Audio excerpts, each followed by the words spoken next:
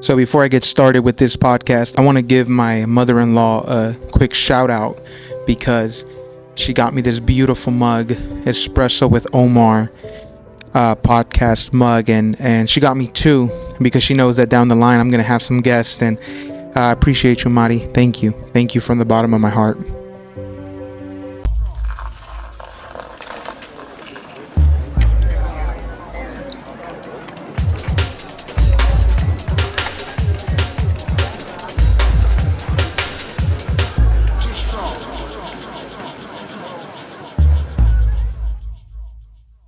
Happy New Year's, everyone. I hope you had a great Happy New Year's. I hope you had a great celebration with your family, your friends, your loved ones. And we are moving into 2026, and I'm making some changes, and this has been on my mind. One of the biggest changes I'm making is the approach that I'm taking to dieting this year. I am no longer going to wait until the last quarter of the year to do a big cut. What I used to do in my younger years, including last year, is I would maintain and gain some weight throughout the year. And then when September hit, I would go ahead and start to cut or shred down to the best of my ability till about December. Well, as a family man with two kids, that is the most holiday-filled time of the year.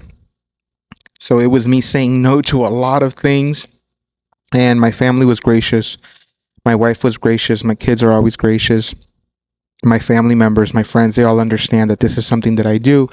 But this last year, I realized that it was a lot. So I need to make some changes, especially in this new year. And one of the things that I'm doing is I am going to do shorter seasons of bulks, shorter seasons of cuts throughout the year. So the main goal is to have a very strong control over the gains, over the bulk this year. So in that spirit, I am looking into February for my first jiu-jitsu competition. I want to increase my jiu-jitsu this year. And I had to kind of put my mind back into competitor mode. And in doing so, I want to bring an episode here that's going to enlighten some of the competitor mindset, to bring it into what does it mean to compete with yourself? What does it mean when you are in competition with you? And how does that differ? How is that the same as regular competition? So, welcome to the Espresso with Omar podcast. I'm your host, Omar, and today the goal is always the same: to provide you an espresso shot of motivation, encouragement for your day, for your week, and since we're at the beginning of the year, for your year. What does it mean to compete with yourself? Let's find out together. This episode will make the most sense if you have competed in any sport or any activity. You will understand that competing is by no means a passive or a lackadaisical activity or easy. It is a very active, strategic, intense, difficult process.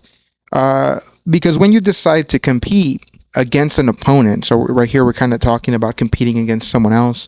When you decide that you're going to engage in any kind of competition, whether it be high school sports, college sports, your local rec league, especially if you're competing in an activity against someone else that requires there's an element of it that is very physical. So maybe you're playing basketball, your body's going to be on the line. Maybe you're playing volleyball, maybe you're playing baseball, maybe you're playing football, soccer, where your body will be on the line in this competition against someone else. Well, when you do that, there are some prerequisites that you are accepting from the jump, from the start. You are accepting, number one, that you may lose, that this may not go your way, that you may show up after practicing, after trying your best to be at the best that you can, and you may not be able to win. You have to accept that going in. And if you've competed, you know that you learn this young in competition, right? When you're young, they call it good sportsmanship, or knowing how to lose, losing with grace, having the ability to shake your opponent's hands and say good game, or good tournament, you did a good job, and moving on. So you have to accept that from the jump, that you may lose. You also have to come to understand that you have to actually do more than you are currently doing to be at your best.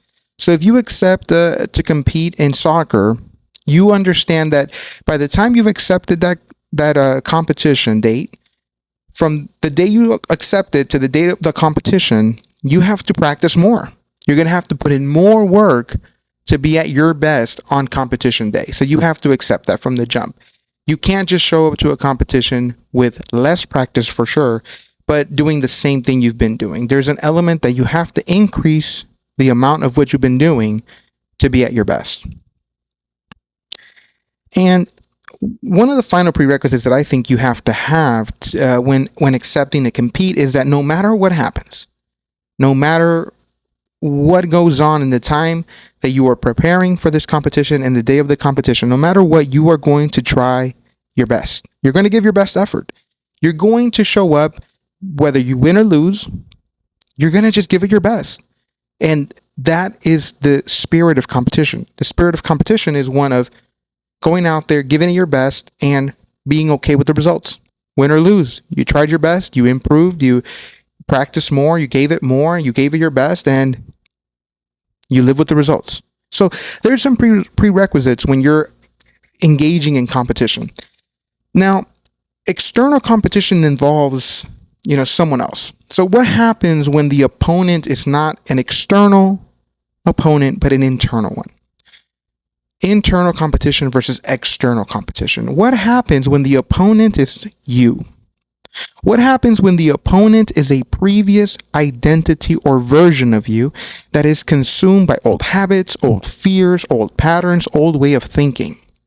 What happens when you are 1v1 against you? Well, what happens is it's way harder than external competition. It's way harder. Why, you may ask, why is it harder than external competition? Well, because there's no applause. There are no clear victories. There is no referee. There are no trophies. There's no spectators and no finish line. There's no one there to say, good job. There's no one there to say, here's your trophy.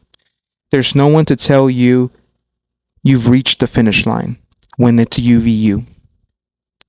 There is no finish line. You must always be in 1v1 against you.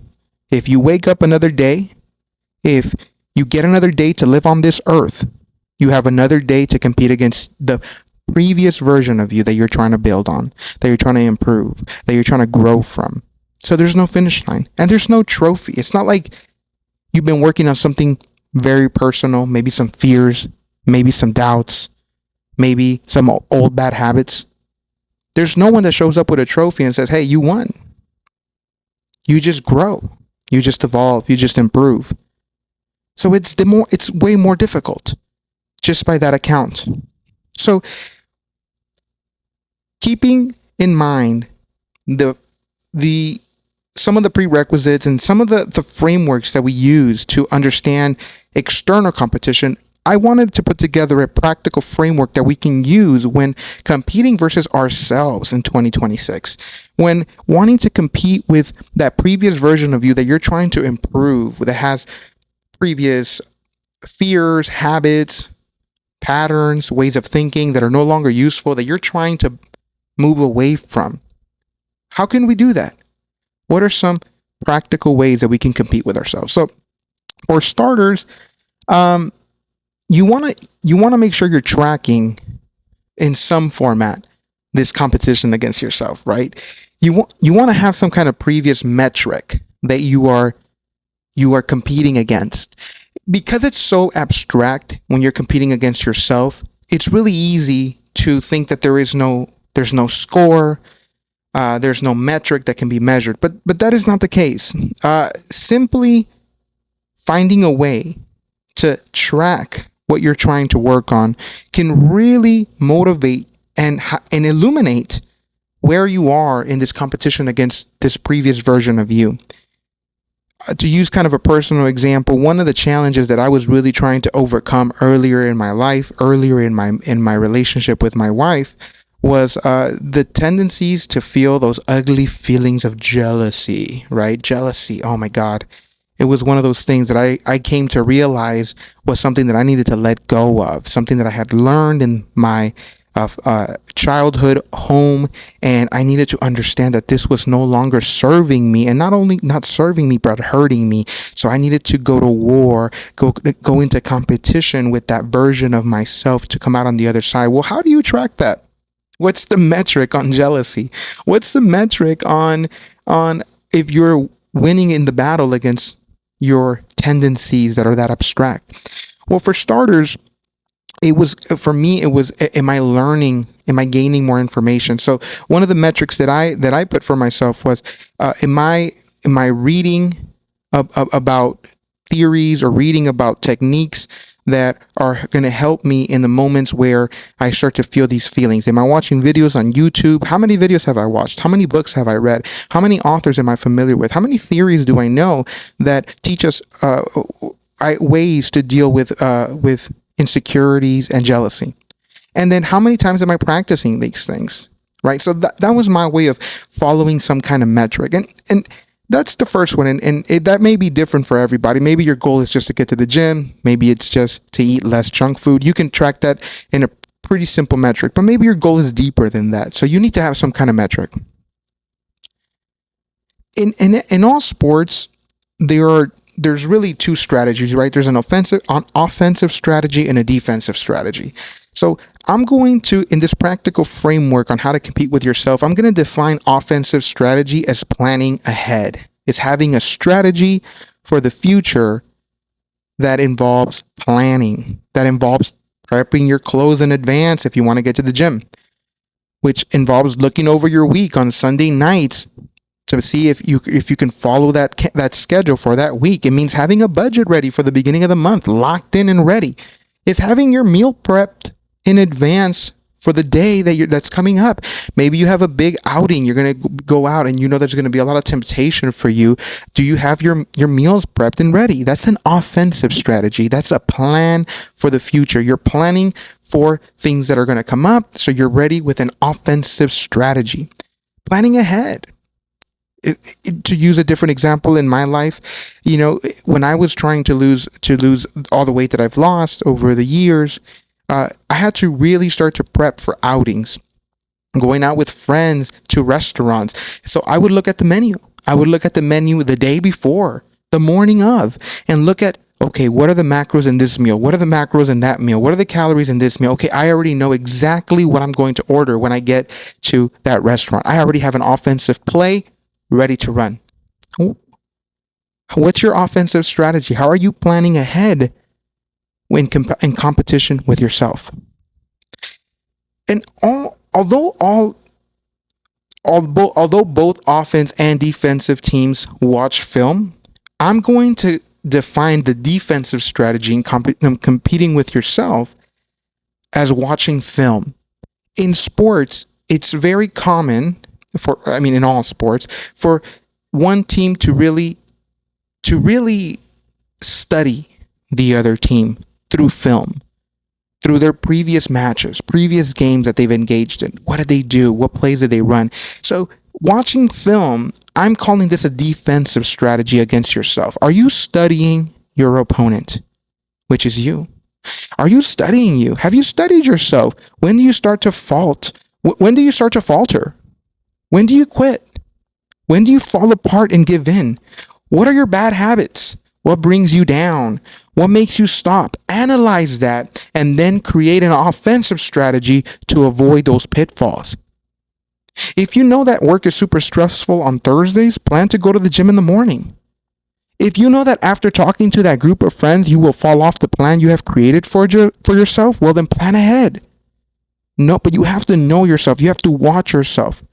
Do you start to falter late at night? Do you start to falter on the weekends? Do you start to falter after long, stressful days? Do you start to re-engage with those bad habits at the same time of the year?